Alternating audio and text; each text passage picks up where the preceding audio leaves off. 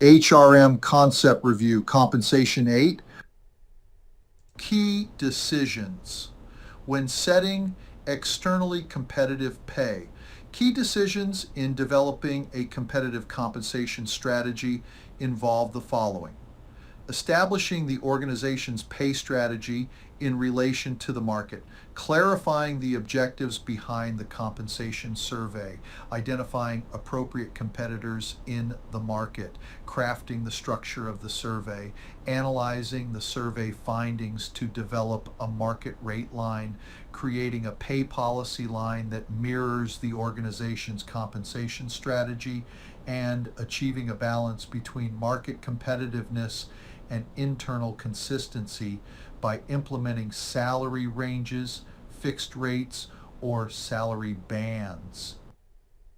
Determining relevant competitors. When making decisions about pay level, mix, and structures, a relevant labor market must be defined that includes employers who compete in identical job roles or expertise, or workforce within the same locality or in terms of comparable goods and services. It is often observed that as the level of skill and qualification required rises, so does the geographical scope of one's competition. Typically, competition for positions requiring managerial and professional expertise spans across national or international borders, whereas competition for clerical and manufacturing roles tends to remain within local or regional boundaries. Nonetheless, these observations are not universally applicable. In regions densely populated with specialists like scientists, engineers, and executives, employers might prioritize regional benchmarks over national ones for market comparisons. Although the availability and quality of data for international market comparisons are on the rise, applying this information to salary adjustments still demands considerable discretion. Reasons for an organization to use a market survey. Surveys are conducted for several reasons, one of which is to establish a competitive salary level. Organizations frequently adjust employee wages based on factors like market wage dynamics, individual performance, the organization's financial capability, and specific contractual terms. Another reason for conducting surveys is to evaluate and adjust the compensation mix, including base pay, bonuses, equity, and benefits. This recalibration of compensation competence is less common, possibly due to the high costs of reconfiguring the pay mix, organizational inertia, or a lack of focus on the strategic allocation of different forms of pay. The decision on the mix might be influenced by external pressures, such as healthcare expenses, stock market performance, legal requirements, labor union demands, and peer practices. Certain types of compensation may have a more significant influence on worker behavior, highlighting the need for detailed information on total rewards and competitive compensation practices. Surveys also aim to fine-tune the pay structure. Employers often compare their job evaluation findings with market data to ensure competitiveness. Discrepancies between internal evaluations and market rates can prompt a review of the job evaluation process or the establishment of distinct pay scales for different job categories. The challenge of aligning internal and external pay structures is critical, with some employers opting for market pricing to directly reflect market pay structures. Accurate data and careful judgment are essential in navigating these complex decisions. Design questions for market surveys. Who should be involved in the survey design? Within most firms, orchestrating the compensation survey traditionally falls under the purview of the compensation manager. However, the engagement of additional managers and staff is often viewed as beneficial for a more comprehensive assessment. To guard against legal issues associated with price-fixing allegations, it's common to employ external consultants for an added layer of legal safeguarding. This precaution stems from past legal actions claiming that sharing compensation data directly between companies could infringe upon the Sherman Act by potentially manipulating market salaries or suppressing wage levels. The practice of associating survey data with specific company identifiers is flagged as a form of price fixing. How many employers should be included? The criteria for deciding the number of employers to involve in a compensation survey are not strictly defined. Industry-leading corporations might limit their data sharing to a small circle of the highest-paying firms, typically ranging from 6 to 10. In contrast, smaller entities in markets with a few dominating employers might opt to focus their survey on less dominant counterparts. Nationwide surveys, especially those run by consulting agencies, might gather information from over 100 companies. In the U.S., the Bureau of Labor Statistics, BLS, emerges as a key provider of accessible data on compensation covering wages, bonuses, and benefits, excluding equity options, offering detailed insights on a wide array of job roles.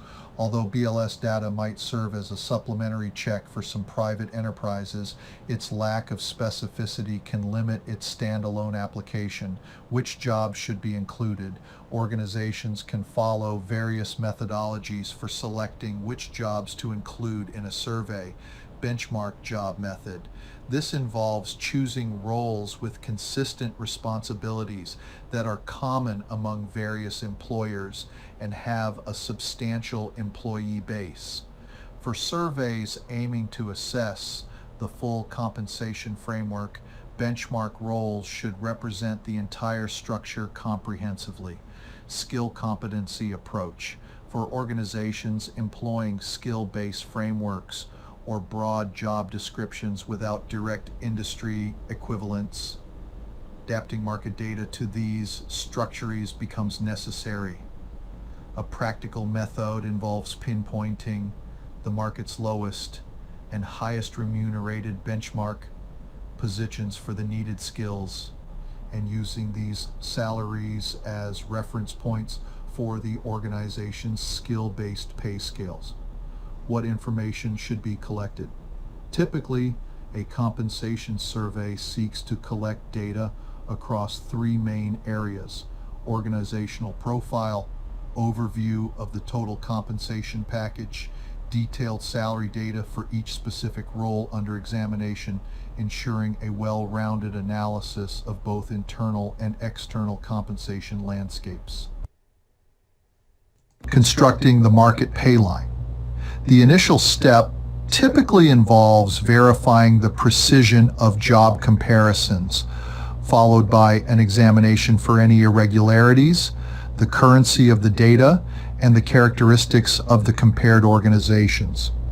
In conducting statistical analysis, it's common to review a distribution chart of the salaries, along with evaluating the average and the spread of the pay rates. Subsequently, salary data are often adjusted, a process referred to as aging or trending, to predict future competitive salaries at the point of implementing pay decisions. A market line is created to associate the organization's key positions, translating policy into practice. Organizations have multiple avenues for applying external compensation policies. One approach involves using regression analysis to align base salary and total rewards with specific market percentiles. The lead-lag method, which updates market data to anticipate future compensation trends, represents another strategic option. Alternatively, firms may choose to directly adjust their compensation strategy by setting their pay policy line at a designated percentage above or below the established market line, embodying a commitment like, Our goal is to lead the market by 10%. The development of salary grades and ranges translates policy into a flexible framework, accommodating external market pressures and organizational variances such as the disparity in candidate qualifications and the value of their contributions, as well as differing compensation structures among competitors. Ranges enable the differentiation of individual achievements in pay, support incremental salary growth expectations, and promote employee retention. By grouping similar positions into grades for equitable pay, organizations enhance their capability to interchange staff among roles without salary adjustments. Pay ranges within each grade are defined by three key elements: a minimum, a midpoint, the intersection of the pay policy line and grade average, and a maximum. The introduction of broad banding reduces the complexity of salary grades into broader categories with extensive pay ranges, often married with traditional pay management techniques like midpoints or control zones within the bands for nuanced administration.